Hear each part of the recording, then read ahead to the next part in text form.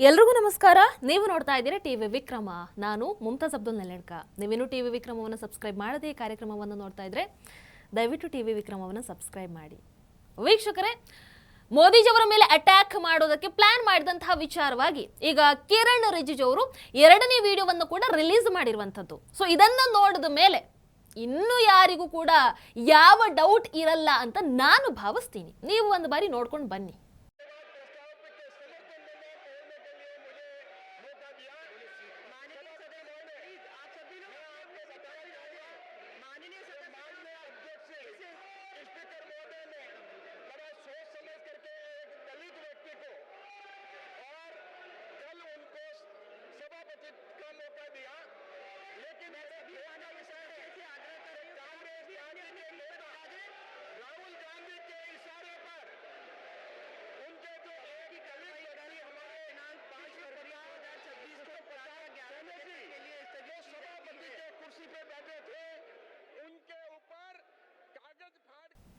ವಿಡಿಯೋದಲ್ಲಿ ಬಹಳ ಸ್ಪಷ್ಟವಾಗಿ ಕಾಣಿಸ್ತಾ ಇದೆ, ರಾಹುಲ್ ಇಟಲಿ ನೇತೃತ್ವದಲ್ಲಿರುವಂತಹ ಕಾಂಗ್ರೆಸ್ ಪಕ್ಷ ಅದು ಗೊಂದಲದಲ್ಲಿ ಇರುವಂತಹ ಪ್ರತಿಪಕ್ಷ ಅಲ್ಲ, ಅದು ಗೊಂದಲ ಸೃಷ್ಟಿ ಮಾಡೋದಕ್ಕೆ ಅಂತಾನೆ ಇರುವಂತಹ ಪ್ರತಿಪಕ್ಷ. ಅನಾರ್ಕಿಸ್ಟ್ ಮನಸ್ಥಿತಿಯ ಪ್ರತಿಪಕ್ಷ ಇವರದ್ದು. ವೀಕ್ಷಕರ, ನಾವ್ಯಾರು ಕೂಡ ಇತಿಹಾಸವನ್ನ ಮರೆತಿಲ್ಲ, ಮರಿಲೂಬಾರದು. ನಮಗೆ ಇಂದಿರಾ ಗಾಂಧಿ ಏನು ಮಾಡಿದ್ರು ಅನ್ನುವಂಥದ್ದು ಗೊತ್ತು, ಹೌದಾ? ಆಕೆಯ ಎಮರ್ಜೆನ್ಸಿ ಮೈಂಡ್ ಸೆಟ್ ಗೊತ್ತು. ತನ್ನ ರಾಜಕೀಯಕ್ಕೋಸ್ಕರ ಸಂವಿಧಾನವನ್ನು ಯಾವ ರೀತಿ ಬಲಿ ತಗೊಂಡ್ರು ಅನ್ನುವಂಥದ್ದನ್ನ ಕೂಡ ನಾವು ನೋಡಿದೀವಿ. ಈಗ ಅದೇ ಮನಸ್ಥಿತಿ, ಅದೇ ಪ್ಲಾನ್, ಅದೇ ಪ್ಯಾಟರ್ನ್ ನಾವು ರಾಹುಲ್ ಇಟಲಿಯಲ್ಲೂ ಕೂಡ ನೋಡ್ತಾ ಇದ್ದೀವಿ. ಆತನ ನಾಯಕತ್ವದಲ್ಲಿ ಆ ಒಂದು ಮನಸ್ಥಿತಿ ಮರುಕಳಿಸ್ತಾ ಇರೋ ಹಾಗೆ ಕಾಣಿಸ್ತಾ ಇದೆ. ಆತನಿಗೆ ಈ ಸಂವಿಧಾನವನ್ನ ಸಹಿಸೋದಕ್ಕೆ ಆಗ್ತಾ ಇಲ್ಲ. ಸಂಸತ್ತಿನ ಸ್ಪೀಕರ್ ಕಂಡ್ರು ಅವರಿಗೆ ಆಗ್ತಾ ಇಲ್ಲ. ಆಮೇಲೆ ಅಯ್ಯೋ ಒಬ್ರು ಚಾಯ್ವಾಲ ಯಾವ ರೀತಿ ಪ್ರಧಾನಿ ಆದ್ರಪ್ಪ ಅಂತ ನರೇಂದ್ರ ಮೋದಿಜಿಯವರನ್ನು ಕೂಡ ಸಹಿಸ್ಕೊಳ್ಳೋದಕ್ಕೆ ಆಗ್ತಾ ಇಲ್ಲ ಅವರಿಗೆ.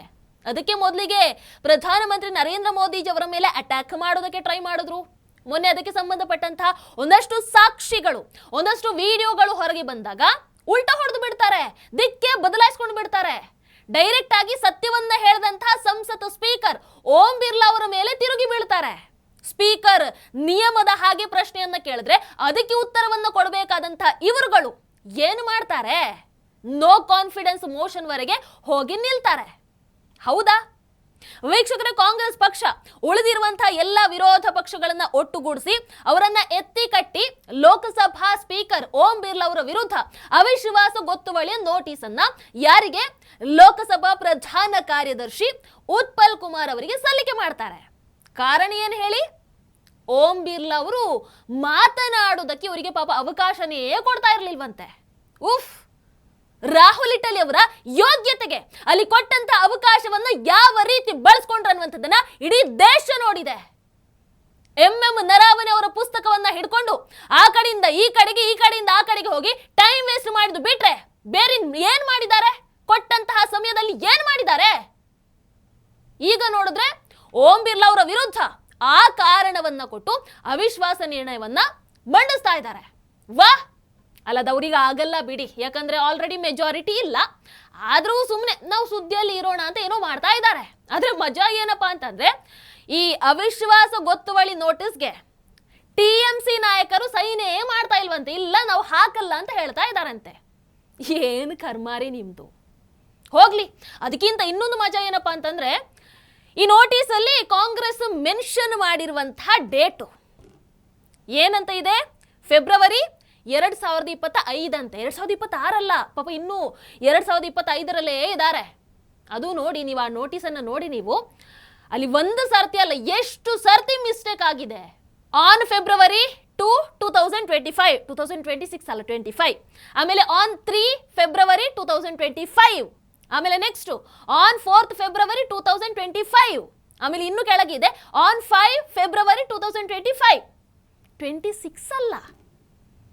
ಸಾಂವಿಧಾನಿಕ ಹುದ್ದೆಗೆ ಸಂಬಂಧಪಟ್ಟಂತಹ ಒಂದು ಅಫಿಷಿಯಲ್ ನೋಟಿಸ್ ಈ ರೀತಿ ಕೊಡ್ತಾರೆ ಅಂತ ಅಂದ್ರೆ ಮಕ್ಕಳ ಸ್ಕೂಲ್ ಅಸೈನ್ಮೆಂಟ್ ಆದ್ರೂ ಇದಕ್ಕಿಂತ ಚಂದ ಬರೀತಾರೆ.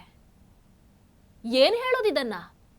ಅಜಾಗರೂಕತೆ ಅಂತ ಹೇಳೋದಾ, ಅಜ್ಞಾನ ಅಂತ ಹೇಳೋದಾ, ಅಥವಾ ಸಂವಿಧಾನದ ಮೇಲೆ ಇವರಿಗಿರುವಂತಹ ಲೀಸ್ಟ್ ರೆಸ್ಪೆಕ್ಟ್ ಅಂತ ಹೇಳೋದಾ? ಪಾಲಿಟಿಕ್ಸ್ ಅಲ್ಲಿ ಇವರಿಗೆ ಇರುವಂತಹ ಇಂಟ್ರೆಸ್ಟ್ ಈ ರೀತಿ ಇದೆ ಅಂತ ಹೇಳೋದು. ಏನ್ ಹೇಳೋದು ವೀಕ್ಷಕರಲ್ಲಿ? ಪ್ರತಿಪಕ್ಷದ ನಾಯಕತ್ವ ಯಾರ ಕೈಯಲ್ಲಿದೆ ಹೇಳಿ? ಒಬ್ಬ ಗ್ರೋನ್ ಮ್ಯಾನ್ ಚೈಲ್ಡ್ ರಾಹುಲ್ ಈಟಲಿ ಅವರ ಕೈಯಲ್ಲಿ. ಅವರಿಗೆ 2025 ಯಾವುದು 2026 ಗೊತ್ತಾಗಲ್ಲ ಬಿಡಿ, ಯಾಕಂದ್ರೆ ಅವರಿಗೆ ಆಕ್ಚುಲಿ ಪ್ರೀ ಆರ್ಡರ್ ಅಂದ್ರೆ ಏನು, ಪಬ್ಲಿಷ್ಡ್ ಬುಕ್ ಅಂದ್ರೆ ಏನಂತಾನೆ ಗೊತ್ತಿಲ್ಲ. ಪ್ರೀ ಆರ್ಡರ್ಡ್ ಅಂದ್ರೆ ಪಬ್ಲಿಷ್ಡ್ ಬುಕ್ ಅಂತ ಹೇಳ್ತಾರೆ. ಅಂತವ್ರ ಬಗ್ಗೆ ಏನು ಮಾತನಾಡೋದು ಬಿಡಿ. ಈಗ ನೋಡಿ, ಸಂಸತ್ತನ್ನ ಸರ್ಕಸ್ ತರ ಮಾಡ್ಕೊಂಡು ಬಿಟ್ಟಿದ್ದಾರೆ. ಸಂಸತ್ ಆವರಣದ ಒಳಗೆ ಪ್ರಧಾನಮಂತ್ರಿ ನರೇಂದ್ರ ಮೋದಿಜಿಯವರ ವಿರುದ್ಧ ಈ ರೀತಿಯಾದಂತಹ ಅವಮಾನಕಾರಿ ಪೋಸ್ಟ್ ಅನ್ನ ಪ್ರದರ್ಶನ ಮಾಡಿ ರಾಹುಲ್ ಈಟಲಿ ಅವರು ಹೇಳ್ತಾರೆ, this is the truth of Indo US trade deal. ಅಂದ್ರೆ ಮೊನ್ನೆ ಟ್ರಂಪ್ ಅವ್ರ ಜೊತೆಗೆ ಆಗಿರುವಂತಹ ಡೀಲ್ ನಲ್ಲಿ ಇಷ್ಟೇ ಆಗಿರೋದು, ಅಂದ್ರೆ ಮೋದಿಜಿ ಸರೆಂಡರ್ ಆಗಿದ್ದಾರೆ, ಅವ್ರ ಉದ್ದೇಶ ಅಷ್ಟೇ. ಅಲ್ಲಿ ಇವ್ರುಗಳಿಗೆ ಸಂಸತ್ ಅಂದ್ರೆ ಏನು ಅಂತ, ಏನದು ಪೋಸ್ಟರ್ ಗ್ಯಾಲರಿನ? ಹೌದಾ? ಇದು ಸಂವಿಧಾನ ಆಗಿರಬಹುದು, ಅಲ್ಲಿನ ನಿಯಮಗಳಾಗಿರಬಹುದು, ಆ ಒಂದು ಡಿಸಿಪ್ಲಿನ್ ಆಗಿರಬಹುದು, ಇವೆಲ್ಲವನ್ನ ಬದಿಗಿಟ್ಟು ತಮ್ಮ ವೈಯಕ್ತಿಕ ರಾಜಕೀಯಕ್ಕೋಸ್ಕರ ಆ ದ್ವೇಷವನ್ನ ಹೊರಗೆ ಹಾಕೋದಕ್ಕೋಸ್ಕರ ಪೋಸ್ಟರ್ಗಳ ಮೂಲಕ ಅದನ್ನೆಲ್ಲ ತೋರಿಸಿ ಸಂಸತ್ತಿನ ಘನತೆಗೆ ಧಕ್ಕೆ ತರ್ತಾ ಇರುವಂತದ್ದು. ಇದು ಪಾರ್ಲಿಮೆಂಟರಿ ಡೆಕೋರಮ್ನ ಉಲ್ಲಂಘನೆ. ಹೌದು ಅಲ್ವೋ ವೀಕ್ಷಕರ? ಇನ್ನೊಂದು ಕಡೆ ನೋಡಿದ್ರೆ ಸಂಸತ್ ಆವರಣದಲ್ಲೇ ನಿಂತ್ಕೊಂಡು ರಾಹುಲ್ ಈಟಲಿ ಅವರು ಸುಳ್ಳನ್ನ ಹೇಳ್ತಾ ಇದ್ದಾರೆ. ಏನು?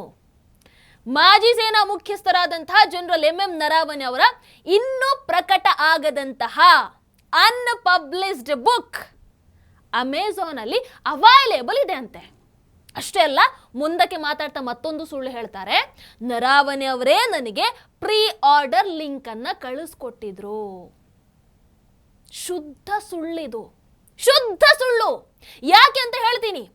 ಡಿಸೆಂಬರ್ 2023ಕ್ಕೆ ಮಾಜಿ ಸೇನಾ ಮುಖ್ಯಸ್ಥರಾದಂತಹ ಜನರಲ್ MM ನರಾವನೆ ಅವರ ಟ್ವೀಟ್ ಅನ್ನ ಮಾಡ್ತಾರೆ. ಏನಂತ? Hello friends, my book is available now, just follow the link, happy reading, Jai Hind. ಅಷ್ಟು ಬರೆದು ಅಲ್ಲಿ ಪ್ರೀ ಆರ್ಡರ್ಗೆ ಲಿಂಕ್ ಅನ್ನು ಕೂಡ ಕೆಳಗೆ ಕೊಟ್ಟಿದ್ರು ಪೆಂಗ್ವಿರಿದು.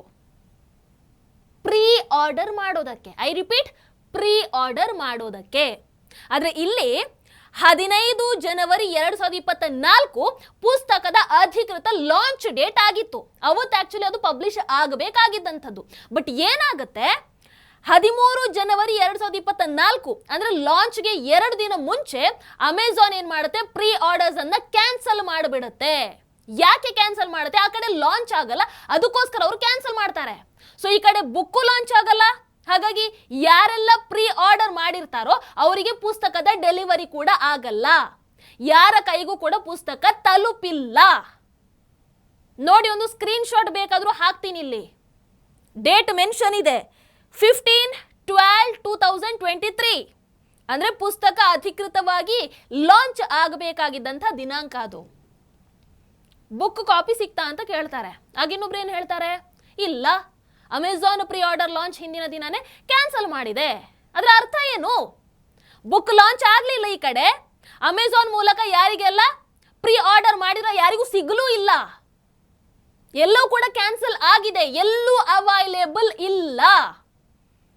ಬಟ್ ಕಾಂಗ್ರೆಸ್ನ ದೊಡ್ಡ ಮಂಡೆಗಳ ಪ್ರಕಾರ, ದೊಡ್ಡ ಬುದ್ಧಿಜೀವಿಗಳ ಪ್ರಕಾರ ಪ್ರೀ ಆರ್ಡರ್ ಅಂತ ಅಂದ್ರೆ ಪಬ್ಲಿಷ್ ಆಗಿದೆ ಅಂತ ಅರ್ಥ. ಅವ್ರ ಪ್ರಕಾರ ಪಾಪ ಅದಕ್ಕೆ ಏನೇನೋ ಸರ್ಕಸ್ ಅನ್ನ ಮಾಡ್ತಾ ಇದ್ದಾರೆ. ಯಾಕಿಷ್ಟು ಸುಳ್ಳನ್ನ ಹೇಳ್ತಾ ಇದ್ದಾರೆ ಅರ್ಥನೇ ಆಗ್ತಾ ಇಲ್ಲ. ಅಂಡ್ ಆ ರಿಲೀಸ್ ಆಗದಂತಹ ಪುಸ್ತಕ ಇವತ್ತು ರಾಹುಲ್ ಈಟಲಿ ಅವರ ಕೈಗೆ ಹೇಗೆ ಬಂತನ್ನುವಂಥದ್ದು ನಮಗೆ ಗೊತ್ತಾಗಬೇಕು. ಯಾಕಂದ್ರೆ ಪುಸ್ತಕ ರಿಲೀಸ್ ಆಗ್ಲಿಲ್ಲ, ಎಲ್ಲೂ ಅವೈಲೇಬಲ್ ಇಲ್ಲ. ಹಾಗಾದ್ರೆ ರಾಹುಲ್ ಈಟಲಿ ಕೈಗೆ ಅದು ಹೆಂಗ ಬಂತು, ಎಲ್ಲಿಂದ ಬಂತು, ಆ ಪುಸ್ತಕದ ಒಳಗೆ ಅಂತಹ ಮಾಹಿತಿಗಳು ಇದಾವೆ ಅಂತ ಹೇಗೆ ಗೊತ್ತಾಯ್ತು ಅವರಿಗೆ? ಪುಸ್ತಕ ಓಪನ್ ಮಾಡಿದ್ರೆ ಖಾಲಿ ಖಾಲಿ ಕಾಣಿಸ್ತಾ ಇದೆ. ಏನ್ ನಾಟಕ ಇದು ಹಾಗಾದ್ರೆ?